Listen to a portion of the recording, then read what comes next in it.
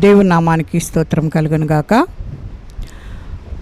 ప్రభు అయిన యేసుక్రీస్తు వారి నామంలో ఎలోహిం టీవీ ప్రేక్షకులందరికీ కూడా క్రిస్మస్ శుభాకాంక్షలు తెలియజేస్తూ ఉన్నాను. ఇది నా వాక్య భాగంగా లూకాసు వార్త 2వ అధ్యాయము 8వ వచనాన్ని చదువుకుందాం. ఆ దేశంలో కొందరు గొర్రెల కాపర్లు పొలంలో ఉండి రాత్రివేళ తమ మందను కాచుకొనుచుండగా ప్రభువు దూత వారి యొద్దకు వచ్చి నిలిచెను. ప్రభు మహిమ వారి చుట్టూ ప్రకాశించినందున వారి మిక్కిలి భయపడిరి. అయితే ఆ దూత భయపడకుడి, ఇదిగో ప్రజలందరికీ కలుగబోవు మహా సంతోషకరమైన శుభవర్తమానము మీకు తెలియజేయుచున్నాను. దావీదు పట్టణమందు నేడు రక్షకుడు మీ కొరకు పుట్టి ఉన్నాడు, ఈయన ప్రభువైన క్రీస్తు. చిన్న ప్రార్థన చేసుకుందాం. పరిశుద్ధుడా, ప్రేమ కలిగిన తండ్రి, నీకు వందనాలు. వాక్య భాగము మీదయ్యున్నది, వాక్యము నాయన మీదయ్యున్నది ప్రభా. వినివారు నీ బిడ్డలై ఉన్నారు, వినే హృదయాన్ని మీరు దయచేయండి ప్రభా. వినిన దారి ద్వారా జీవించుటకు కావలసిన కృపను విడుదల చేయండి. నా నోటికి బోరగా ఉండండి, వాక్య ప్రత్యక్షతను దయచేయండి అయ్యా. నా నోటికి మాటలు నాయన మీరు పెట్టుచున్నారు, అట్టి మాటలు మాత్రమే మాట్లాడటకు సహాయం చేయండి. నీ కృపాబాహుళ్యముతో మమ్మలను కప్పండి అయ్యా. మీ ఆత్మ సహాయాన్ని కోరుకుంటున్నాం ప్రభువా. మీ ఆత్మ ద్వారా నడిపించిన ఆయన అయ్యా, వినేవారికి కూడా నాయన నీ కృప విడుదల చేయమని అయ్యా, ఈ వాక్య భాగం అంతటిలో కూడా మీరు తోడుగా నడిపించి నీ నామానికే మహిమ ఘనత ప్రభావములు పొందుకోమని యేసు పరిశుద్ధ నామమును అడిగి వేడుకుంటున్నాం తండ్రి, ఆమేన్.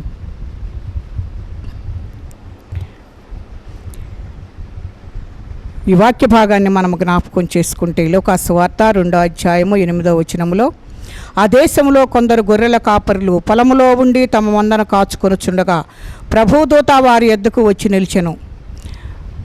ఆ గొర్రెల కాపరుల దగ్గరికే ఎందుకు వచ్చి ఉన్నారు? ఎంతోమంది ఉన్నా వీళ్ళ దగ్గరికే ఎందుకు వచ్చి ఆ వార్తను ఆ దూత చెప్తూ ఉన్నారు అని అంటే, యేసుక్రీస్తు పుట్టుకలో ఆయన సర్వసాధారణంగా జన్మించడమే కాకుండా సాధారణమైన మరియు జన్మించటానికి, అంతేకాక సాధారణమైన నివాసములో పశువుల మేత తినే తొట్టిలో కూడా ఆయన ఉన్నట్లుగా మనం చూస్తూ ఉన్నాం. ఆయన ఎక్కడో ఒక రాజభవనంలో ఆయన జన్మించలేదు, కానీ రాజభవనంలో జన్మిస్తే ఎవరికి కూడా అనుకూలం ఉండదు. అందరూ వెళ్ళి చూడటానికి అర్హులుగా ఉండరు కనుక అందరికీ అర్హత కలిగించటానికి అక్కడికైతే రాజులు కూడా రావచ్చు, కానీ రాజగృహంలోకి మనందరం వెళ్ళటానికి అవకాశం లేదు. కానీ రాజులు కూడా వచ్చి ఆయన చూడటానికి అవకాశం ఉండే చోట, మనందరం కూడాను ఆయన చూడటానికి అవకాశం ఉండే చోట, ఆ పశువుల పాకలో ఎవరికి అభ్యంతరము లేని చోట ఆయన జన్మించినట్లుగా మనము చూస్తూ ఉన్నాం. సామాన్యుల కోసము సామాన్యుడిగా పుట్టి మొదటగా పిలుచుకున్న వ్యక్తులే సాధారణమైన గొర్రెల కాపర్లుగా మనము చూస్తూ ఉన్నాం. ఈ కాపర్లకు మొదటి సువార్త వారే పొందుకున్నట్లుగా మనం చూస్తూ ఉన్నాం. మొదటి సువార్త కూడా వారు ప్రకటించినట్లుగా కూడా మనం చూస్తూ ఉన్నాం. మొట్టమొదట దేవుణ్ణి ఆరాధించిన గొప్ప ఖ్యాతి, గొప్ప ఘనత ఆ గొర్రెల కాపర్లు పొందుకున్నట్లుగా చూస్తూ ఉన్నాం. మొదట ఆరాధించింది, మొదట చూసి నమస్కరించింది కూడా, మొదటి సువార్తను ప్రకటించింది కూడా మరి ఈ గొర్రెల కాపరులే. మొదటి సువార్తను విన్నది కూడా ఈ గొర్రెల కాపరులే. కనుక రాజులనో గొప్పవారినో అభిషేకింపబడిన వారినో ఎన్నుకోలేదు, కానీ గొర్రెల కాపరులను ఎన్నుకున్నారు. ఈ గొర్రెల కాపరులే ముందుగా వార్త విన్నవారుగా, సువార్త ప్రకటించిన వారుగా మనం చూస్తూ ఉన్నాం. వీళ్ళందరూ కూడా వీడి జీవిత చరిత్రను మనము జ్ఞాపకం చేసుకుంటే వారి జీవితము ఎంతో మేలుకరముగా, ధన్యకరముగా దేవుడు చేసినట్లుగా మనం చూస్తూ ఉన్నాం. ఈ గొర్రెల కాపరులది ఎంతో మరి చరిత్ర వారికి వ్రాయబడి ఉన్నట్లుగా కూడా బైబిల్ గ్రంథంలో ఉన్నట్లు చూస్తూ ఉన్నాం. వాళ్ళు ఎవరు అనేది మనము ఈ వాక్య భాగంలో నుండి చూస్తే లూకాసు వార్త 2:8-12 మనం జ్ఞాపకం చేసుకుంటే, ఆ దేశంలో కొందరు గొర్రెల కాపరములు పొలములో ఉండి రాత్రివేళ తమ మందను కాచుకొనుచుండగా ప్రభుదూత వారి యొద్దకు వచ్చి నిలిచెను. ప్రభు మహిమ వారి చుట్టూ ప్రకాశించినందున వారు మిక్కిలి భయపడిరి. ఇలా ఉన్న వారికి మొదటిగా సువార్త అందించబడింది. వారికి సంభవించినది చూస్తే, అనుభవించిన తీరును మనం చూస్తే కొన్ని విషయాలను మనము జ్ఞాపకం చేసుకోవాలి. సువార్త అందింది, వారు బోధించబడ్డారు, దానిని వారు స్వీకరించినట్లుగా మనం చూస్తూ ఉన్నాం. రెండవదిగా ప్రభు దూతను చూశారు, ఆ దూత మాటలు వారు విన్నట్లుగా మనం చూస్తూ ఉన్నాం. దేవదూతల చుట్టూ మహిమను చూశారు, దేవుణ్ణి స్తుతించడం చూచారు. అది చూడటమే కాకుండా వాళ్ళ మాటలన్నీ కూడా విన్నట్లుగా మనం చూస్తూ ఉన్నాం. వారు ప్రభుదూత చెప్పిన మాటలు విశ్వసించి చెప్పినట్లుగా ఎక్కడికైతే చెప్పారో, ఎక్కడైతే ఆ అడ్రస్ వాళ్ళకి చెప్పారో అక్కడికి వెళ్ళినట్లుగా చూస్తున్నాం. వారు మొట్టమొదటి సువార్తికులు అయ్యారు, ప్రకటించారు. ప్రకటించటమే కాకుండా అనేకులకు అందించినట్లుగా చూస్తూ ఉన్నాం. ఇలా ఆ క్షణాలను, ఆ సందర్భంలో గమనిస్తే ఈ వాక్య భాగంలోనే గొర్రెల కాపర్లను గురించి ఇన్ని సత్యాలను మనము నేర్చుకోవలసిన వారముగా ఉన్నాం. అయితే వారి గురించి ఇంకా మనము పూర్తిగా తెలుసుకోవాలి అని అంటే, గొర్రెల కాపర్లను మనం జ్ఞాపకం చేసుకుంటే వారు అంత ఉన్నతమైన వ్యక్తులుగా మనకు కనపడరు, కానీ ఉన్నతమైన స్థాయిలో కూడా వారు ఉన్నట్లుగా మనకు కనపడరు. కనుక మనము వారిని తక్కువగా అంచనా వేయకూడదు. కానీ అలాంటి తక్కువ స్థితిలో ఉన్న వారిని దేవుడు హెచ్చించటానికి, వారి ద్వారా మరి ఈ కార్యములన్నీ జరిగించడానికి దేవుడు ఇష్టపడుతూ ఉన్నాడు. వారు తక్కువ కులస్తులని మనము అభిప్రాయపడుతూ ఉంటాము, కానీ వాళ్ళు తక్కువ వారు కాదు. కానీ ఆ తక్కువ వారిని దేవుడు హెచ్చించటానికి ఇష్టపడి ఈ రీతిగా వారితోటే ముందుగా మాట్లాడి వారిని జ్ఞాపకం చేసుకున్నట్లుగా మనం చూస్తూ ఉన్నాం. వాళ్ళు ఏం చేస్తూ ఉంటారంటే, ఆ పొలాల్లో జాగ్రత్తగా, ఆ పొలాల్లో ఆ గొర్రెలను కాచుకుంటూ రాత్రివేళ మందను జాగ్రత్తగా కాచుకుంటున్నట్లుగా మనము చూస్తూ ఉన్నాం. అలాగ ఉన్నవారికి ఆ వార్తను దేవుడు అందించినట్లుగా చూస్తూ ఉన్నాం. రాజు పుట్టినట్టు గొప్పవారికి ఏమీ చెప్పలేదు, కానీ మొట్టమొదటిగా ఈ గొర్రెల కాపర్లకు మాత్రమే దేవుడు ఆ వార్తను అందించినట్లుగా మనం చూస్తూ ఉన్నాం. మనం ఎందుకు పనికిరామని మనం అనుకుంటాము. మా స్థితి ఇలా ఉంది కదా, నా పరిస్థితులు ఇలా ఉన్నాయి కదా అని మనం అనుకుంటాము. కానీ అలాంటి సమయంలోనే దేవుడు మనలను జ్ఞాపకం చేసుకొని హెచ్చించటానికి, మన స్థితిని మార్చటానికి దేవుడు ఇష్టపడుతూ ఉన్నాడు. దేవుడు ఎలా పనిచేస్తాడు, ఎలా చేస్తాడు అని అంటే, గర్విష్ఠులను సిగ్గుపరచుటకు లోకములో నుండి వెర్రివారిని దేవుడు ఏర్పరచుకొని ఉన్నాడు. బలవంతులైన వారిని సిగ్గుపరచుటకు లోకములో బలహీనులైన వారిని దేవుడు ఏర్పరచుకున్నట్లుగా చూస్తూ ఉన్నాం. గొర్రెల కాపరులకు రక్షకుడు పుట్టాడని తెలుసుకోవటం ద్వారా సువార్త మొదలైనట్లుగా మనం చూస్తూ ఉన్నాం. బలహీనులైన వారిని ఎన్నుకొన్నాడు దేవుడు, బలవంతులైన వారిని సిగ్గుపరిచినట్లుగా చూస్తూ ఉన్నాం. దేవునికి తెలుసు, ఎందుకనంటే గొర్రెల కాపరులు అంగీకరిస్తారని, విశ్వసిస్తారని, ప్రకటిస్తారని చెప్పేసి దేవునికి తెలుసు. కనుక లోకా గారు గొర్రెల కాపర్లకు, మరి అక్కడ ఎంతమంది గొర్రెల కాపర్లు ఉన్నారో వారి పేర్లు అయితే ప్రస్తావించబడలేదు, కానీ వాళ్ళ పేర్లు ఏంటో కూడా మనకు తెలియదు, కానీ ఎంతమంది ఉన్నారో కూడా మనకు తెలియదు. కానీ క్రీస్తు జననంలో వారు సాధారణమైన వారుగా ఉన్నట్లుగా మనం చూస్తూ ఉన్నాం. వారంతా సామాన్య ప్రజలకు మరి గుర్తుగా ఉన్నట్లుగా మనం చూస్తూ ఉన్నాం. ఈ పురుషులు, ఈ ప్రజలు ప్రస్తావించిన వారందరూ కూడాను చరిత్రలో రెండు ముఖ్యమైన వాటికి సాక్షులుగా ఉంటున్నట్లుగా చూస్తూ ఉన్నాం. అది ఏంటి అని అంటే, యేసుక్రీస్తు వారి జననానికి, క్రీస్తు మరణ పునరుద్ధానానికి కూడా ఇలాంటి వారు సాక్షులుగా ఉంటారని దేవుని యొక్క వాక్యము మనకు హెచ్చరిక చేస్తుంది. గొర్రెల కాపర్లకే ఎందుకు చెప్పబడింది అని అంటే, వారు దేవునికి గుర్తుగా ఉంటున్నారు కనుక వారి నుంచి మనము ఏమి నేర్చుకోవాలి, ఏమి తెలుసుకోవాలో మనము దేవుని యొక్క వాక్యం ద్వారా, హెచ్చరికల ద్వారా మనము వారి ద్వారా నేర్చుకోవాల్సిన వారమై ఉన్నట్లుగా చూస్తూ ఉన్నాం. మొదటిగా మనం ఒక సత్యాన్ని మనము గట్టిగా ఒప్పుకోవాలి. ఎందుకనంటే, ఇశ్రాయేలు ప్రజలకు గొర్రెల కాపర్లు వారసత్వంగా వస్తున్నట్లుగా మరి వాక్య భాగాల్లో వ్రాయబడి ఉంది. వారు ఇష్టపడినా ఇష్టపడకపోయినా గొర్రెలు మందలను కాయాలి అని అక్కడ వారి యొక్క ఆ జీవితాల్లో ఆ పరిస్థితులను దేవుడు ఆ రీతిగా వారికి కల్పించినట్లుగా చూస్తూ ఉన్నాం. ఇశ్రాయేలు ప్రజలు వారి వారి తరముల్లో నుండి గొర్రెల కాపర్ల వారసత్వం అనేది కలిగి ఉన్నవారుగా మనం చూస్తూ ఉన్నాం. వంశ పారంపర్యముగా, పితృపారంపర్యముగా మనము చూసినట్లయితే ఇటువంటి గొర్రెలు వారికి ఉంటాయని, అలా పితృపారంపర్యంగా వచ్చే గొర్రెలు వారిని కాస్తూ వచ్చారని మరి ఇశ్రాయేలీల చరిత్రలో మనము చూడవచ్చు. అది వారికి వారసత్వంగా మారిపోయినట్లుగా మనము చూస్తూ ఉన్నాం.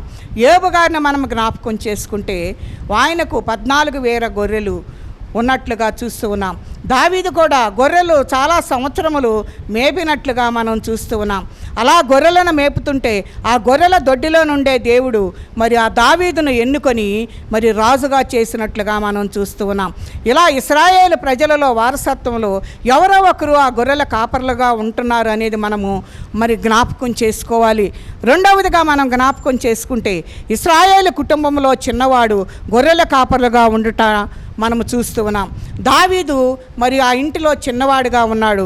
దావీదు తన అన్నలందరూ కూడా యుద్ధానికి వెళుతూ ఉన్నప్పుడు దావీదు మాత్రం మందను చూచుకునేవాడుగా మనకు బైబిల్ గ్రంథంలో కనపడుతుంది. కనుక ఇశ్రాయేలు ప్రజల్లో పుట్టిన క్రమంలో బిడ్డలు చిన్నవారు మరి ఆ గొర్రెలను కాసేవారుగా ఉన్నట్లుగా మనము చూస్తూ ఉన్నాం.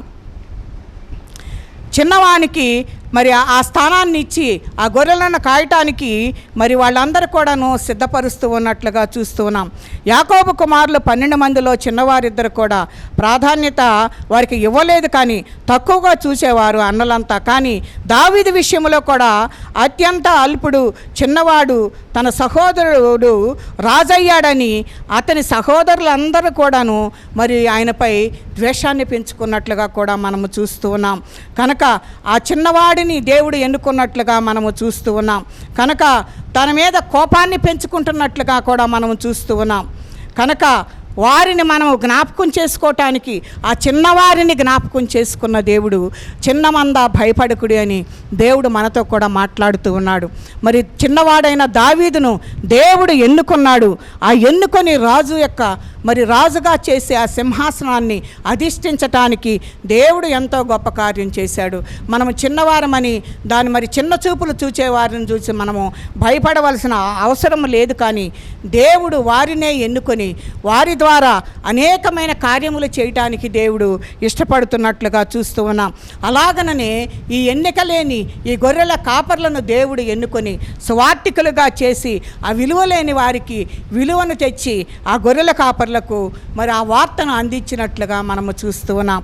మూడవదిగా చూస్తే గొర్రెల కాపరులు గొర్రెలకు మంచి వైద్యులుగా కూడా ఉంటున్నట్లుగా మనము చూస్తూ ఉన్నాం. ఎందుకంటే వాళ్ళు ఆ గొర్రెలను వాళ్ళు ఎంతో జాగ్రత్తగా చూసుకుంటూ ఉండాలి. ఎందుకనంటే తరచుగా అవి ఎండలో తిరుగుతూ ఉన్నప్పుడు వాటికి వడదెబ్బకు గురి అవుతూ ఉంటాయి, కొన్నిసార్లు వ్యాధులకు గురవుతూ ఉంటాయి, ఒక్కొక్కసారి ముళ్ళ పొదల్లోకి వెళ్ళిపోతూ ఉంటాయి, బండ సందుల్లో ఇరుక్కుపోతూ ఉంటాయి, దారి తప్పిపోతాయి. ఇలా గొర్రెల కాపర్లు తమ మందను కాపాడుకుంటూ వ్యాధి బారిన పడిన మరి వాటిని నయం చేసుకుంటూ ఉంటారు. వీరు యేసుక్రీస్తుకి గుర్తుగా కనబడుతూ ఉన్నారు. ఈ గొర్రెల కాపర్లు యేసుక్రీస్తుకి గుర్తుగా ఎందుకు కనపడుతూ ఉన్నారంటే యేసుక్రీస్తు పరమ వైద్యుడిగా మనకు బైబిల్ గ్రంథంలో కనపడుతున్నాడు.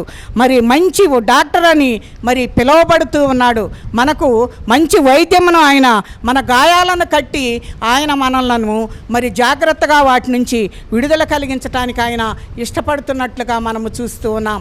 ఎందుకంటే మరి సమరయుని జ్ఞాపకం చేసుకున్నట్లయితే ఆ దొంగను మనము మరి దెబ్బలతో కొట్టబడిన అతన్ని పరామర్శించి మరి వాటినన్నింటినీ కూడాను శుభ్రం చేసి వైద్యము చేసి అతనిని పూటకుళ్ళవాని ఇంటికి పంపినట్లుగా బైబిల్ గ్రంథంలో మనము చూస్తూ ఉన్నాం. కనుక మనము జ్ఞాపకం చేసుకోవాల్సింది ఏంటి అంటే ఈ గొర్రెల కాపరులు యేసయ్యకు సాదృశ్యంగా మనకు కనపడుతూ ఉన్నాడు. ఎందుకంటే మరి ఆ గొర్రెలకు మరి చాలామంది స్వస్థతలు కూడా సువార్తలను గురించి మనము చూస్తూ ఉన్నాం. పరిచారకులు ఎంతోమంది ఇటువంటి విషయాలన్నీ బోధిస్తూనే ఉన్నారు. కనుక సువార్తలో మనం జ్ఞాపకం చేసుకుంటే 4 సువార్తలలో మనము చూస్తూ ఉంటాం. ఆయన పరమ వైద్యుడిగా మనకు కనబడుతున్నాడు. స్వస్థతనిచ్చేవాడిగా కనబడుతున్నాడు. బాగు చేసేవాడిగా కనబడుతున్నాడు. కనికరపడి ఊచ చేతి గలవాన్ని బాగు చేసినట్లుగా మనము చూస్తూ ఉన్నాం. అందుకే ఆయన పరమ వైద్యుడిగా, మంచి డాక్టర్గా మనకు గుర్తుగా కనపడుతున్నాడు. కనుక యేసుక్రీస్తు గొల్లలను ఉపయోగించుకున్నట్లుగా మనము చూస్తూ ఉన్నాం. కళంకంగా మారిన గొర్రెల కాపర్లను మనము జ్ఞాపకం చేసుకోవాలి. ఎందుకనంటే రోమా సామ్రాజ్యంలో అప్పటి రూల్లో ఇశ్రాయేలీలకు ఎక్కువ సంతానం ఉండేది. కనుక ఎక్కువ సంతానము వలన ఎక్కువ జనాభా పెరిగిపోయినట్లుగా చూస్తూ ఉన్నాం. వారికి పనులు అనేవి చాలా కష్టంగా మారిపోయి కుటుంబాలను పోషించుకోవటం చాలా కష్టంగా ఉండేది. కనుక వారి జనాభా కూడా ఎక్కువగా ఉండేది. కనుక ఆహారం కూడా చాలా స్వల్పంగా దొరికే ఆ పరిస్థితుల్లో చాలా ఇబ్బందులు పడుతూ ఉండేవారు. ఇశ్రాయేలీల ప్రజలకు చాలా తక్కువ అవకాశాలు దొరికేవి, పనులు ఎక్కువగా దొరికేవి కాదు. కనుక ఇశ్రాయేలీలు చాలామంది పశువులను మేపుకుంటూ ఆ పశువులను వ్యాపారం చేసుకునేవారుగా కనబడుతూ ఉన్నారు. ప్రజలు ఈ గొర్రెల కాపర్లను నైపుణ్యం లేని వారిగా, చదువు లేని వారిగా భావించేవారు. వారికి తెలివి లేని వారిగా భావించేవారు. అందుకే యేసుక్రీస్తు కాలంలో కళంకం అనేది ఏర్పడినట్లుగా మనము చూస్తూ ఉన్నాం. చాలామంది గొర్రెల కాపర్లు ఉండేవారు. ఆ టైంలో నశించిన దానిని వెతకి రక్షించుటకు మనుష్య కుమారుడు ఈ లోకమునకు వచ్చినట్లుగా మరి లూకా సువార్త 19వ అధ్యాయము 10వ వచనములో వ్రాయబడిన ప్రకారముగా ఆయనే మన యొద్దకు వచ్చి రక్షించటానికి ఆయన ఇష్టపడుతూ ఉన్నాడు. కనుక వెదకి రక్షించడానికి వచ్చారనే వాక్య ప్రకారంగా మరి ఇలా విలువలేని వారికి విలువను ఘనత తెచ్చిపెట్టింది యేసుక్రీస్తు వారి పుట్టుక. నేటికి వారి గురించి మనము మాట్లాడుకుంటున్నాం. ఆయన వాళ్ళు చరిత్రలో వ్రాయబడి మరి ప్రతి దినము కూడాను ఆ వాక్య భాగాన్ని మనము జ్ఞాపకం చేసుకుంటూనే ఉంటున్నాం. ఆ గొర్రెల కాపర్లను మనం ఎప్పుడు కూడాను జ్ఞాపకం చేసుకుంటూనే ఉంటున్నాం. కనుక మరి వారిని గురించి ఇన్ని రీతిలుగా చెప్పుకోవటానికి మరి విలువలేని వారికి విలువను దేవుడు దయచేసినట్లుగా మనము చూస్తూ ఉన్నాం. వారి గురించి ప్రకటించే అంత విలువ వచ్చింది. కనుక ఆ గొర్రెల కాపర్లకు దేవుడు గుర్తుగా ఉన్నట్లుగా మనకు కనబడుతూ ఉంది. ఐదవదిగా మొట్టమొదటి సువార్తికులుగా మనకు కనబడుతున్నారు. ఈ గొర్రెల కాపరులు అద్భుతమైన వార్త వినట మాత్రమే కాదు, వారు వెళ్ళి పూజించినట్లుగా చూస్తూ ఉన్నాం. అంతేకాకుండా విన్నది చూచింది ప్రకటించారు కూడా. ఈ గొర్రెల కాపర్లు దేవుని రాక గురించి, ఆయన జననాన్ని గురించి, రక్షకుడైన క్రీస్తు జననాన్ని గురించి ప్రకటించారు.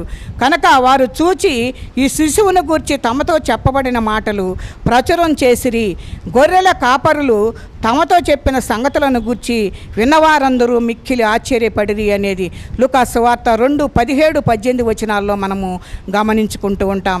మరి ఈ రీతిగా వ్రాయబడి ఉన్న ప్రకారంగా వారు అనుభవించినట్లుగా చూస్తున్నాం. అనుభవించిన దాన్ని ప్రకటించినట్లుగా చూస్తున్నాం.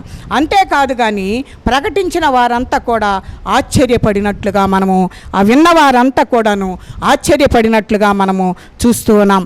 అయితే లూకా సువార్తలో అద్భుతమైన మాటను మనము చూస్తూ ఉంటాం. లూకా సువార్త 2వ అధ్యాయము 19వ వచనములో అయితే మరియా ఆ మాటలు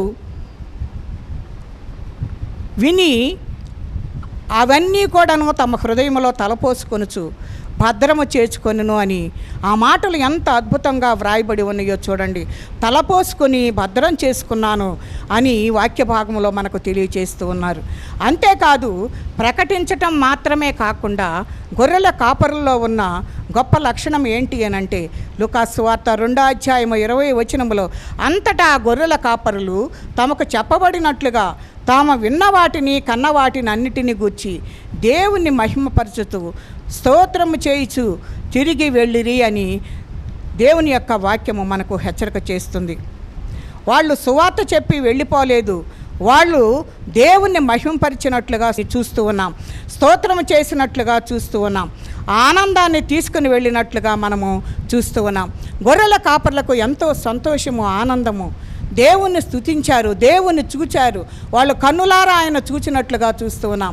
మరి ఎందుకు పనికిరాని ఆ గొర్రెల కాపర్లకు ముందుగా దేవుని చూడటానికి, ఆయన పూజించటానికి, ఆయన ఆరాధించటానికి మరి వారికి దేవుడు గొప్ప స్థితిని అనుగ్రహించినట్లుగా మనం చూస్తూ ఉన్నాం.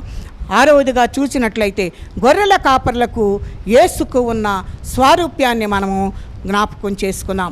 యేసుక్రీస్తు పరిచర్య కూడా వారే గుర్తుగా ఉన్నట్లుగా చూస్తూ ఉన్నాం.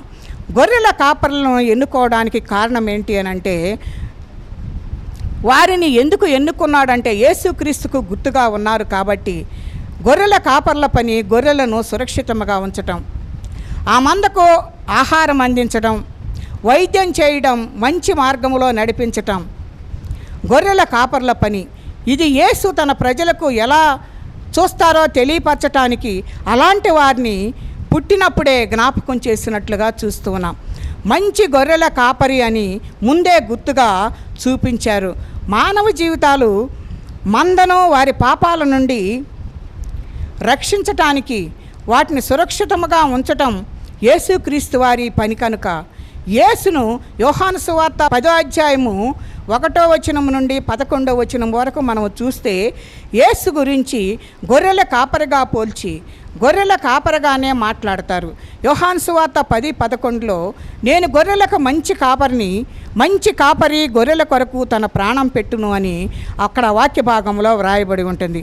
ఆ 10వ అధ్యాయం అంతా కూడాను గొర్రెల కాపర్లను గురించి వాటితో పోల్చుకుంటూ గొర్రెలతో పోలుస్తూ వ్రాయబడుతుంది. ఇది ఎంత అమోఘమైన విషయమో మనము జ్ఞాపకం చేసుకుంటే యేసుక్రీస్తు వారి జీవితంలో ఇది మొదటి సంకేతముగా ఉన్నట్లుగా మనకు కనబడుతుంది. కనుక మనము గొర్రెలముగా ఉన్నాము, ఆయన మనకు కాపరిగా ఉంటున్నట్లుగా మనము ఇక్కడ జ్ఞాపకం చేసుకునవలసిన వారమై ఉన్నాం. ఆయన జీవితానికి మరి ఇది గుర్తుగా ఉన్నట్లుగా మనకు కనపడుతుంది. ఆ గొర్రెల కాపర్లు యేసును చూపించే గుర్తుగా మనకు కనబడుతూ ఉన్నారు. కనుక గొర్రెలకు నేను మంచి కాపరిని అంటున్నాడు. మనము గొర్రెలుగా జ్ఞాపకం చేసుకుంటే యేసు మనకు కాపరిగా మనకు కనబడుతూ ఉన్నట్లుగా మనం చూస్తూ ఉన్నాం. 7వదిగా మనము ముఖ్యమైనది జ్ఞాపకం చేసుకోవాల్సింది ఏంటి అని అంటే, క్రింద స్థాయి నుండి వ్యవస్థను నిర్మించినట్లుగా మనం చూస్తూ ఉన్నాం. యేసుక్రీస్తు వారు తన సువార్తను, రాజ్యాన్ని ఎలా నిర్మించాలో గొర్రెల కాపల ద్వారా ముందుగా తెలియజేయటం జరిగినట్లుగా ఈ వాక్య భాగం ద్వారా మనం తెలుసుకోగలం. ఈ గొర్రెల కాపరులే మనకు సాక్షులుగా నిలబడుతున్నట్లుగా చూస్తూ ఉన్నాం. యేసుక్రీస్తు పుట్టిన తర్వాత వీళ్ళే మొట్టమొదటి సాక్షులుగా మనకు కనబడుతూ ఉన్నారు. వారి ద్వారానే ఆయన సువార్త, ఆయన రాజ్యమును నిర్మించబోతున్నారని మనము ముందుగా తెలుసుకోవాల్సిన వారమై ఉన్నాం. యేసుక్రీస్తు వారి పుట్టుకకు ప్రత్యక్ష సాక్షులు, మొదటి సాక్షులు గొర్రెల కాపరుల సాక్ష్యము గొప్పగా మనకు కనబడుతుంది. మొదటి సాక్షులు వాళ్లే కనుక యూదులు ఎదురు చూస్తూ ఉన్నారు. రక్షకుడు వస్తాడని, రక్షిస్తాడని, మెస్సయ్య పాలిస్తాడు అని, రాజ్యము చేస్తాడు అని, రాజు అవుతాడని, రాజ్యం మేలతాడు అని, ఉన్నత సింహాసనం మీద కూర్చొని ఉంటాడని, ప్రజలకు గొప్ప విందు చేస్తారని, ప్రజలను కాపాడుతాడని, వారిని విముక్తి చేస్తాడని, ఆర్భాటముతో వస్తారని, రాజవంశం నుండి వస్తారు అని అలా ఇశ్రాయేలీలు ప్రజలందరూ ఎదురు చూస్తూ ఉన్నారు. అలా దేవుని కుమారుడు అలా రాకుండా క్రింద నుంచి పని చేసుకుంటూ సామాన్యుల నుండి రాజ్యం ప్రారంభమవుతుందని గుర్తుగా వారిని ఎన్నుకున్నట్లుగా మనం చూస్తూ ఉన్నాం. గొర్రెల కాపరులను, ఆ గొర్రెల కాపరులే దానికి సాక్షులు. రాజ్య సింహాసనము నుంచి అక్కడ రాజ్యం చేయటం లేదు. ఆయన వ్యవస్థాపూర్వకమైనటువంటి రాజ్యాన్ని చేయటానికి రాలేదు, కానీ క్రింద లెవెల్ నుంచి ఆయన వచ్చినట్లుగా మనం చూస్తున్నాం. ప్రతి మనిషినికి క్రింద స్థాయి నుంచి, సామాన్యుల నుంచి, అణగారిన జనము నుంచి తన రాజ్యమును ప్రారంభించుకుంటూ వచ్చినట్లుగా మనం చూస్తూ ఉన్నాం. దానికి గుర్తుగానే విడిచిపెట్టబడిన మరి వాల్యూ తక్కువైన ఉన్నటువంటి ఆ గొర్రెల కాపర్లను ఎన్నుకున్నట్లుగా మనం చూస్తూ ఉన్నాం. వారి నుండి సువార్త ప్రారంభించబడినట్లుగా మనము చూస్తూ ఉన్నాం. ఈ విధంగా యేసు ప్రభు వారి జననములో, జనన విధానములో గొర్రెల కాపరులకు దగ్గరగా ఆయనను చూడటానికి అలాంటి పరిస్థితులు దక్కినట్లుగా మనము ఈ వాక్య భాగాల ద్వారా మనము జ్ఞాపకం చేసుకుంటున్నాము. కనుక వారికి సంతోషము వారి హృదయంలో ప్రవేశించటానికి దేవుడు వారికి ఆ సమాధానమును వారి హృదయాల్లో చోటిచ్చినట్లుగా మనము చూస్తూ ఉన్నాం.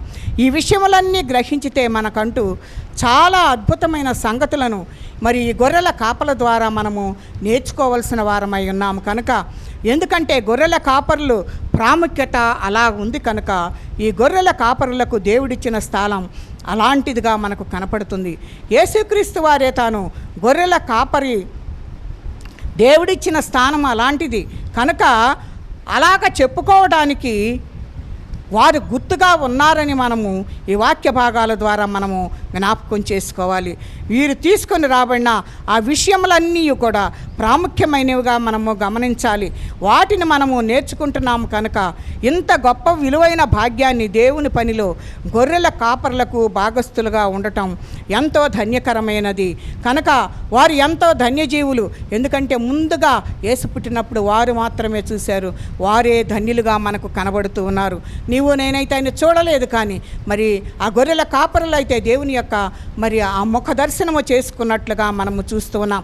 ఈ విషయాల ద్వారా కూడా మనము ఎన్నో విషయాలు మరి గొర్రెల కాపరుల ద్వారా మనము తెలుసుకున్నాము. కనుక దేవుడు మనకిచ్చిన మరి ప్రతి సమయమును కూడాను దేవుని పని కొరకు, దేవుని చెప్పిన మాట కొరకు విధేయత చూపించేవారుగా మనము ఉండాలని, మరి గొర్రెల కాపరుల ద్వారా ఆ విధేయత చూపించి ఏ రీతిగా దేవుని యొక్క పనిని వారు చేశారో అటు రీతిగా నీవు నేను కూడాను దేవుని యొక్క పని చేయటానికి కావలసిన మరి కృప మనందరికీ దేవుడు విడుదల చేసి అటు స్థితిలో మనమందరము ఉండులాగన దేవుడు కృప అనుగ్రహించాలని కోరుకుంటూ ఈ మాటలు మనము ముగించుకుందాం.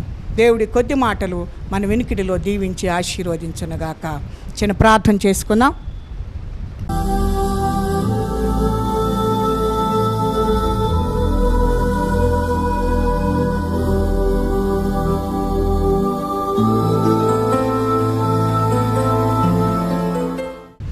పరిశుద్ధుడా, ప్రేమ కలిగిన తండ్రి, నీకు వందనాలు. గొర్రెల కాపర్లకు నాయన మీరెన్నో విషయాలు నాయన వారి ద్వారా మాకు తెలియచేశారు. వారికి మీరు ఎంతో విలువనిచ్చారయ్యా. ప్రాముఖ్యత లేని వారికి ప్రాముఖ్యతను మీరు దయచేశారు ప్రభువా. ఈ గొర్రెల కాపరుల ద్వారా మాకు ఎన్నో విషయాలను మీరు నేర్పించారు తండ్రి. మీరు నా తండ్రి నాయన ఆ కాపరులను జ్ఞాపకం చేసుకుని వారిని మొదట సువార్థికులుగా చేసుకున్నారు. మేము కూడా నాయన మీ సువార్తను బోధించుటకు నాయన మమ్మల్ని అందరినీ సిద్ధపరచండి, మా కుటుంబాలను సిద్ధపరచండి అయ్యా. నీ కృపతో జ్ఞాపకం చేసుకోనండి. వారు ఏ రీతిగా విధేయత చూపించి మీ మాటలు విని నాయన నీ యొద్దకు పరుగులెత్తుకొని వచ్చారో ఆ రీతిగా నాయన మా కుటుంబాలు నాయన నీ యొద్దకు నా తండ్రి పరుగులెత్తుకొని నీ పని కొరకు నాయన పరుగులెత్తివారుగా మమ్మల్ని అందరినీ నాయన సిద్ధపరచండి.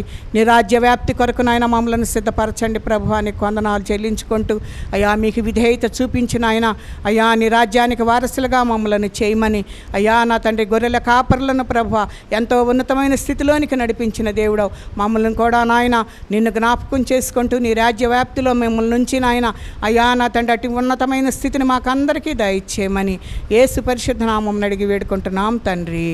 ఆమేన్.